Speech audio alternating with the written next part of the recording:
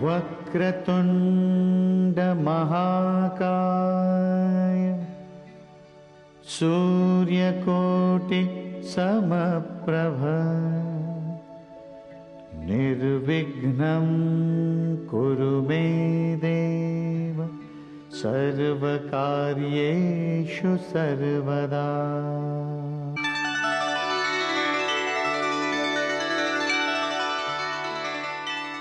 सर्व मान्यवरांचे आम्ही टाळ्यांच्या गजरात स्वागत करीत आहोत।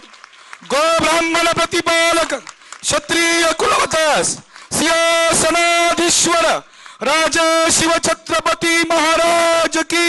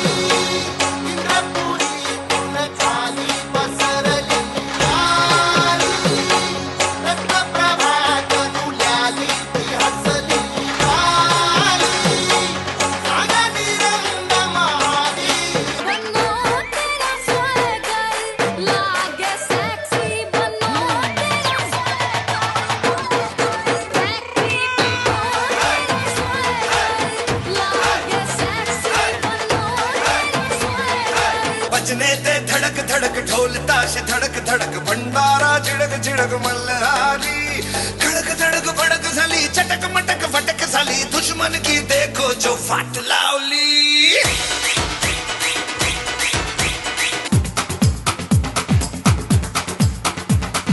देखो देखो क्या वो पेड़ है चादर ओढ़े या खड़ा कोई।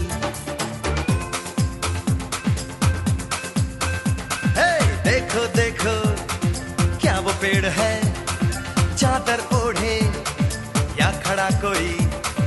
बारिश है या आसमान ने छोड़ दिए हैं नल खुले कहीं। इतकं सुंदर इतकं अप्रतिम सगळ्या मुलांनी काम केलं हे मला आत्ता कळलं की 8 का 10 दिवसामध्ये सगळं बसवलेलं आहे। मला सुद्धा शक्य झालं नसतं। आम्ही एक दीड महिना नाटकाच्या तालमी करायचो। त्यामुळे खरंच म्हणजे तुमचं कौतुक करावं तेवढं थोडं आहे। अगदी मनापासून केलं आणि बघताना तुमचा वावर सुद्धा इतका सहज होता की तुम्हाला वाटत तुम्ही जवळजवळ मैदानात खेळता तसंच वाटत होतं आणि खरंच वाखाणण्यासारखं आहे, अजब आहे।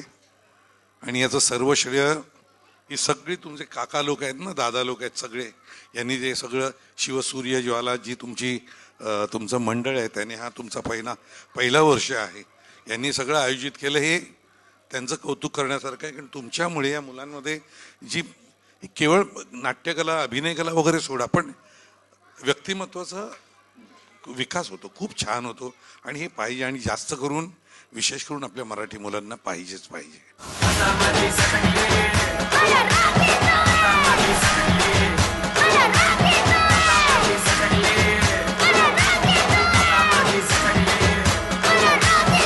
आज हे शिबिर झालंय ते माझे मित्र म्हणजे आता ते नाही आहेत त्यांना मी कैलासवासी म्हणू शकत नाही, ते जयवंत आयरे ते माझ्याबरोबर एकत्र आम्ही वेस्टर्न रेल्वेत होतो आणि त्यांनी मला सांगितलं होतं प्रवीण माझ्या चाळकरी मुलांसाठी किंवा यांच्यासाठी एक शिबिर कर आणि त्या शिबिरासाठी मी आज इथे आलेलो आहे तुमच्यासाठी या मुलांसाठी।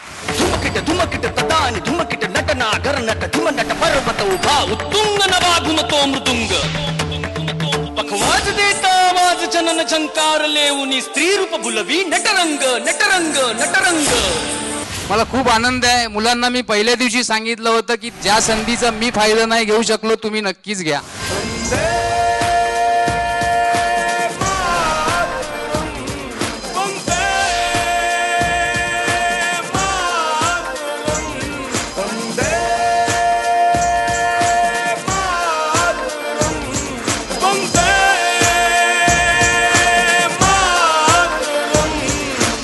झालं ठरल्याप्रमाणे शिबिर चालू केलं, मर्यादित होतं 60-70 लोकांसाठी।